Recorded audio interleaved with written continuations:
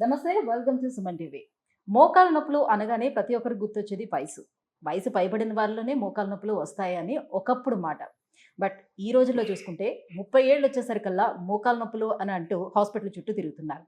ఏంటి ఈ మోకాలు నొప్పులు రావడానికి రీజన్? ఇది వయసుతో సంబంధం ఏమైనా ఉంటుందా? లేకపోతే లైఫ్ స్టైల్ చేంజెస్ వల్ల వచ్చినటువంటి ఇబ్బందియా? సో ఈ మోకాళ్ళ నొప్పి నుంచి ఏ రకంగా మనం బయటపడాలి? నాన్ సర్జికల్ ట్రీట్మెంట్స్ అసలు ఏమేమి అవైలబుల్ ఉన్నాయి? ఈ విషయాల గురించి డిస్కస్ చేసేందుకు మనతో పాటు ఉన్నారు డాక్టర్ సుధీర్ ధారా గారు, జూబ్లీ హిల్స్ నుంచి, ఈపియాన్ పెయిన్ మేనేజ్మెంట్ నుంచి. Hello sir. హాయ్ అండి. సార్, మోకాళ్ళ నొప్పులు సార్. సో మీకు రోజులో చూసుకుంటే ఇంతకు ముందు అయితే మనం పెద్దవాళ్ళలో చూసేవాళ్ళం. సో వృద్ధులు వస్తూ ఉండేవారు. సో ఇప్పుడు ఎక్కువగా కేసెస్ మీ దగ్గరికి, సో యంగ్స్టర్స్ ఎక్కువగా వస్తున్నారని చెప్తున్నారు. సో ఏంటి రీజన్స్ ఉండొచ్చు? సో లిగమెంట్ ప్రాబ్లమ్స్ ఏమైనా ఉండొచ్చా? లేకపోతే నిజంగానే అరుగుదల ప్రాబ్లం ఉందా? ఎలాంటి ఇష్యూస్తో వస్తున్నారు ఎక్కువగా? మోకాళ్ళు అనగానే మోకాళ్ళు అరిగిపోయి, మోకాళ్ళు నొప్పి, మోకాళ్ళలో గుజ్జు అరిగిపోయింది, గ్రీజ్ అరిగిపోయింది, జెల్ అరిగిపోయింది అన్నది జనరల్గా మనం ఏమనుకుంటామంటే ఒక ఏజ్ దాటిన తర్వాత 60, 55 తర్వాత చాలామందికి వస్తుంటాయి. ఎందుకంటే ఏజ్ వైజ్ మనం పనుల వల్ల అరిగిపోయిన తర్వాత మోకాలు నొప్పి రావడం, దానికి ఇంకా డిఫరెంట్ ట్రీట్మెంట్స్. కానీ ఈ మధ్య కాలంలో అంటే ఒక దగ్గర 10 సంవత్సరాల నుంచి యంగ్ ఏజ్లో అంటే 35-40లోనే మోకాళ్ళు అరిగిపోవడము చాలామందికి చూస్తున్నాం. అంటే నేను నా క్లినిక్లో ఒక 50-60 మెంబర్స్ని చూశానంటే మినిమం ఒక 10-15 మంది 30-40లో ఉంటారు. దీంట్లో ఎక్కువ లేడీస్ ఒక 15 మెంబర్స్లో 7-8 మెంబర్స్ లేడీస్ ఉంటారు. జెంట్స్ కూడా ఉన్నారు చాలామంది. సో ఈ అంటే మరి మోకాలు అరిగిపోవడము, మోకాలు నొప్పి రావడం అంతా కూడా 55-60 అంటారు కదా సార్. వీళ్ళ పరిస్థితి ఏంటి? అసలు వీళ్ళకి ఏమవుతుంది? ఎందుకు అరిగిపోతుంది? అంత ఏజ్లో అరగకూడదు కదా. సో ఎర్లీ స్టేజ్లోనే అరిగిపోతే ఏంటి, వాట్ నెక్స్ట్?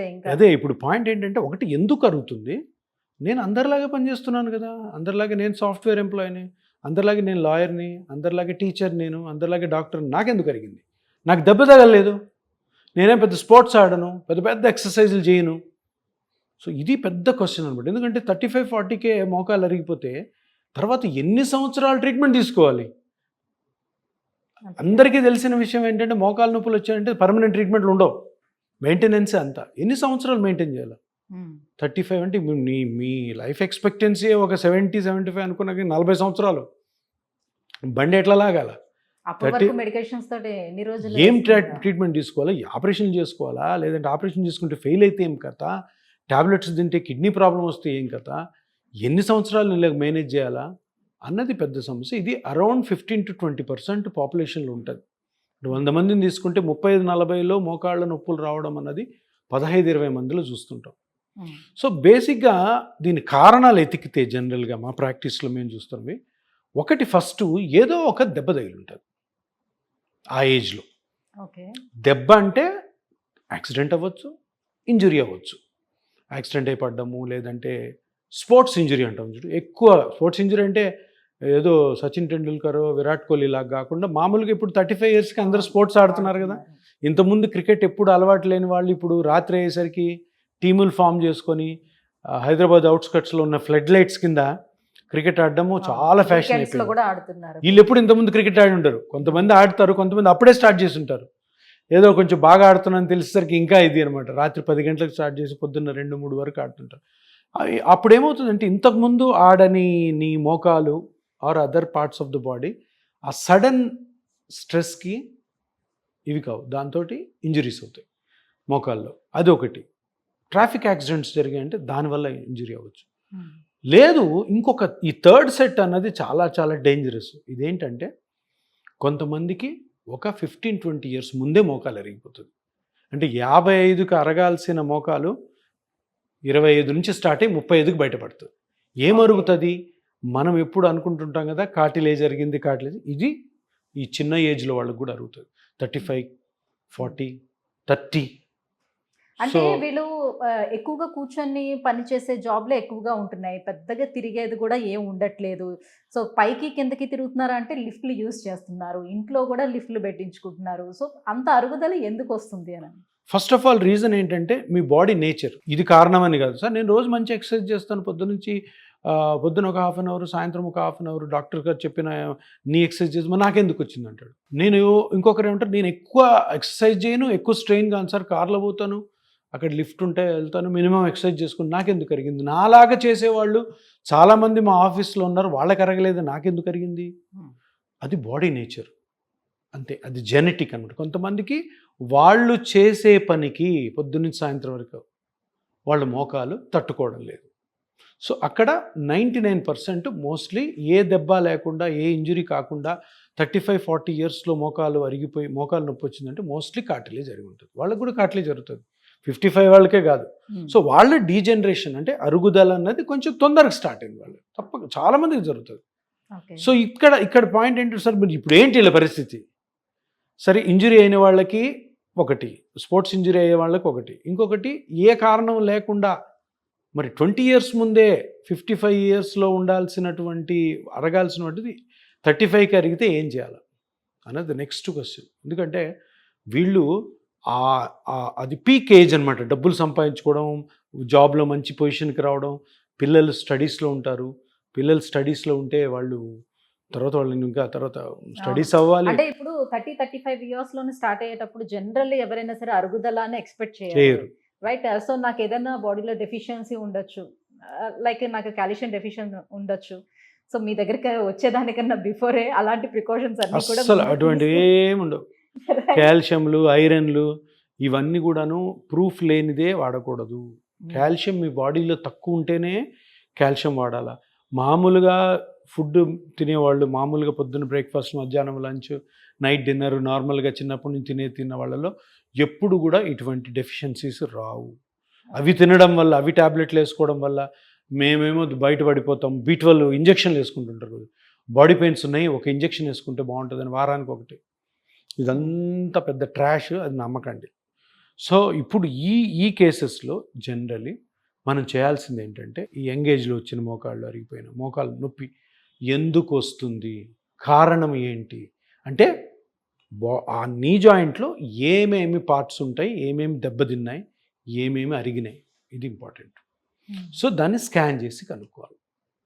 15 డేస్ కంటే ఎక్కువ మోకాలు నొప్పి ఉంది అంటే తప్పకుండా ఆ స్కాన్ చేసుకొని అది కార్టిలేజ్ ప్రాబ్లమా, మెనిస్కస్ ప్రాబ్లమా, లిగమెంట్ ప్రాబ్లమా, బోన్ ప్రాబ్లమా, మజిల్ ప్రాబ్లమా, ఇది అల్ట్రాసౌండ్ డైనమిక్ స్కాన్ తోటి హ్యాపీగా కనుక్కోవచ్చు. MRI కూడా చేసుకోవచ్చు. MRI అన్నది కొంచెం ఎక్కువ టైం కన్జ్యూమింగ్, పెద్ద మిషను, ఎక్స్పెండిచర్ ఎక్కువ ఉంటుంది. అల్ట్రాసౌండ్ స్కానింగ్ తోటి నీట్గా అన్నీ అర్థమవుతాయి. ఒక ప్రిలిమినరీ డయాగ్నోసిస్, ఇంకా ఏమైనా డెప్త్లో కావాలనుకుంటే అప్పుడు MRIకి పోవచ్చు. సో ఇది అలా చేయడం ద్వారా ఈ యంగేజ్లో ఏముంటాయి ట్రీట్మెంట్ ఆప్షన్స్? సపోజ్ మనం కార్టిలేజ్ అరిగింది సార్, కార్టిలేజ్ అరిగింది, కార్టిలేజ్ బాగా థిన్ అయిపోయింది నా చిన్న వయసులోనే, ఏం చేయాలి? ఏం ఆప్షన్స్ ఉన్నాయి? అందరూ ఏం చెప్తారు? ఎక్సర్సైజ్ చేయండి. ఇప్పుడు అరిగినది కార్టిలేజ్ అయినప్పుడు ఎక్సర్సైజ్ చేస్తే కార్టిలేజ్ ఎందుకు పెరుగుతుంది? పెరగదు. ఎక్సర్సైజ్ చేయడం వల్ల కార్టిలేజ్ ఇంకా ప్రెషర్ పడవచ్చు దాని మీద. రూట్ కాజ్ కనుక్కొని రూట్ కాజ్ని కరెక్ట్ చేయాలి. ఈరోజు కార్టిలేజ్ అరిగిందని మనకు అర్థమై బాగా థిన్ అవుట్ అయిపోయింది, MRI కూడా చెప్పండి, అదే చెప్తుంది. ఒకవేళ ఆ పేషెంట్లో కార్టిలేజ్ అరిగి ఉంటే కార్టిలేజ్ని రీమోడల్ కానీ రీజనరేట్ కానీ చేయాలి. ఈ టెక్నిక్ చేయాలి అని అంటే మళ్ళీ ఎలాంటి డైట్తో సాధ్యం అవుతుందా అని రీజనరేషన్ ఎట్లా అవుతుంది? రీజనరేషన్ ఎట్టి పరిస్థితుల్లోనూ డైటరీతో కానీ, ఎక్సర్సైజ్తో కానీ, ఇతరత్ర మందుల వల్ల 100% కాదు. బుర్రలోంచి అవన్నీ తీసేసుకోండి. ఆ ట్యాబ్లెట్ మీకు డాక్టర్ ఎవరైనా రాసినా కూడాను సర్లే ఇంకా డాక్టర్ దగ్గరికి వెళ్ళాం కాబట్టి ఏదో ఒకటి రాయాలని రాస్తారు. అంతేగాని ఏ రీసెర్చ్, ఏ ఎక్స్పెరిమెంట్సు, ఏ విధమైన స్టడీసు ఈ గ్లూకోజమైన్ కానీ, ఈ కాండ్రోయిటిన్ సల్ఫేట్ కానీ, కొన్ని ఉన్నాయి ప్రపంచం నిండా అవే వాడుతుంటారు. అవి 100% ఏ పని చేయవు, అవి వాడడం అనవసరం. వాడినా కూడా ఏదో విటమిన్ లాంటిది అనుకొని దానివల్ల ఏమీ రాదు, ఏమి సైడ్ ఎఫెక్ట్ ఉండదు, ఎఫెక్ట్ ఉండదు అనుకోండి. కార్టిలేజ్ రీజనరేట్ అవ్వాలంటే ఒకటే ఒక్క మార్గము, ప్లేట్లెట్ రిచ్ ప్లాస్మా కానీ, కొన్ని కంట్రీస్లో స్టెమ్ సెల్ థెరపీ చేస్తుంటారు అంతే. ఎందుకంటే ప్లాస్మాలో ప్లేట్లెట్స్ ఉంటాయి, ప్లేట్లెట్స్లో గ్రోత్ ఫ్యాక్టర్స్ ఉంటాయి. ఆ గ్రోత్ ఫ్యాక్టర్స్ని కరెక్ట్గా కార్టిలేజ్ ఎక్కడైతే అరిగిపోయిందో ఇటువంటి యంగ్ పేషెంట్స్లో కూడా మనం కానీ చిన్న ఇంజెక్షన్తో రిలీజ్ చేస్తే కార్టిలేజ్ గ్రో అవుతుంది. కానీ ఇది చేసే పద్ధతి డిఫరెంట్గా ఉంటుంది. ఇష్టం వచ్చినట్టు మనం బ్లడ్ తీసుకొని ఎక్కడంటే అక్కడ మోకాల్లో వేస్తే కార్టిలేజ్ డెవలప్ అవుతుంది. లేదు ఏ నొప్పి ఉన్నా కానీ అన్ని జబ్బులకు ఒకటే మాత్ర అన్నట్టు పిఆర్పిని ఎక్కడ పడితే అక్కడ వేస్తే అది రికవరీ అవుతుందని కూడా అపోహ. అటువంటి డాక్టర్ల దగ్గరికి వెళ్ళకండి. ఎందుకంటే దీని గురించి బాగా సబ్జెక్ట్ ఉండి దీని గురించి బాగా ఎక్స్పీరియన్స్ ఉన్న డాక్టర్లు ఎవరైతే ఉన్నారో వాళ్ళ దగ్గరికి వెళ్ళి కరెక్ట్గా స్కానింగ్ చేసుకొని ఆ స్కానింగ్లో డాక్టర్ గారు మీకు ఎక్స్ప్లెయిన్ చేస్తారు. ఆ ఎక్స్ప్లెయిన్ చేసిన తర్వాత అది ఎక్కడైతే కార్టిలేజ్ జరిగిందో అక్కడ ఈ ఇంజెక్షన్ చేయడం ద్వారా మీ బ్లడ్లో తీసిన గ్రోత్ ఫ్యాక్టర్స్ చాలా మంచి రికవరీ ఉంటుంది. ఇంకొకటి చాలా మంచి రికవరీ అయినా అవ్వకపోయినా కానీ ఆ వయస్సులో ఉన్న ఏకైక ట్రీట్మెంట్ ఇది. లేదంటే ఎంగేజ్ లోనే చేయించుకుంటున్నారు కాబట్టి ఇంకా చాలా ఏజ్ వాళ్ళకు ఉంటుంది కాబట్టి ఈలోపు మళ్ళీ మళ్ళీ చేయించుకోవాల్సిన అవసరం ఎంతవరకు ఉంటుంది? రావచ్చు. ఎందుకంటే 35 ఇయర్స్లో ఎన్నో యాక్టివిటీస్ ఉంటాయి.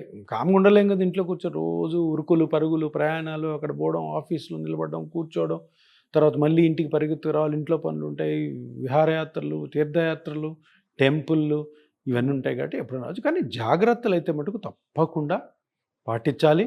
ఆ జాగ్రత్తలన్నీ తెలిసిన డాక్టర్ దగ్గరికి వెళ్ళాలి. ఆ డాక్టర్ తెలిపించిన జాగ్రత్తలు అన్నీ కూడా ఫాలో అవ్వాలి. అలా ఫాలో అవ్వడం ద్వారా మీరు దీని నుంచి బయటపడతారు. సో ఎందుకంటే ఇది చాలా ఇంపార్టెంట్. ఇంకొకటి ఇందులో నేను చెప్పాల్సిన విషయం ఏంటంటే 35-40 ఇయర్స్లో కూడాను ఈ నొప్పి భరించలేక డిఫరెంట్ ట్రీట్మెంట్స్ తీసుకొని అది కూడా ఫెయిల్ అయ్యి ఆపరేషన్స్కి వెళ్తున్నారు. అది చాలా డేంజర్. ఎందుకంటే ఆపరేషన్ చేస్తారు, అంతా బాగానే ఉంది. ఆపరేషన్ కానీ అయిన తర్వాత నొప్పి వచ్చింది అనుకోండి, నెక్స్ట్ ఆప్షన్ ఉండదు, వేరే ఆప్షన్ ఉండదు. సర్జరీ ఒకసారి అయిందంటే రివిజన్ సర్జరీస్ కుదరవు. సో అందుకని ఆ ఏజ్ ఇప్పుడు 65 ఇయర్స్లో ఆపరేషన్ చేశారు, ఆపరేషన్ ఫెయిల్ అయింది, లేదంటే ఆపరేషన్ చేసిన తర్వాత నొప్పి వచ్చింది, సర్లే ఇంకా హరే రామ హరే కృష్ణ అనుకుంటే ఇంట్లో 35 వాళ్ళు ఉండలేరు కదా. అందుకని ఇంట్లో చాలామంది వెళ్తున్నారు, చాలామంది చేస్తున్నారు. చేయకూడదు యాక్చువల్గా. 60 ఇయర్స్ వరకు ఆపరేషన్ చేయకూడదు. ఆయుష్ భారతిలో ఇది ఆల్రెడీ అనౌన్స్ అయిపోయింది. ఇటువంటి ఏజ్లో ఉన్న అందరికీ కూడాను, యంగ్ ఏజ్లో 35-40 ఇయర్స్ ఉన్న ఎవరికి కూడా మోకాలు నొప్పి వస్తే ఈ ఒక ఆప్షన్ ఉందని అందరూ తెలుసుకోవాలి. Thank you sir, thank you so much. So యుక్త వయసులోనే ఒకవేళ మోకాళ్ళ నొప్పులు వచ్చినట్లయితే సో మనకు నాన్ సర్జికల్గా అందుబాటులో ఉన్నటువంటి పిఆర్పి ట్రీట్మెంట్ గురించి తెలియజేసినందుకు thank you so much. Thank you. So viewers చూస్తున్నారు కదా, సో యుక్త వయసులో కనుక మోకాళ్ళ నొప్పులు వచ్చినట్లయితే మనం డెఫినెట్గా ఆ సర్జరీకి అయితే వెళ్ళలేం. సర్జరీకి వెళ్ళిన తర్వాత కూడా మన మిగతా లైఫ్ అంతా కూడా ఎలా సర్వైవ్ అవ్వాలనే ఆలోచన కూడా చాలా మందిలో ఉంటుంది. సో అలాంటి వాళ్ళకి బెస్ట్ ఆప్షన్ ఈ పిఆర్పి ట్రీట్మెంట్. సో మీలో ఎవరైనా మోకాళ్ళ నొప్పులు తొలగుతున్నట్లయితే కింద స్క్రోల్ అవుతున్నటువంటి నెంబర్కి కాల్ చేసి ఈపీఎన్ పెయిన్ మేనేజ్మెంట్ని అప్రోచ్ అవ్వచ్చు.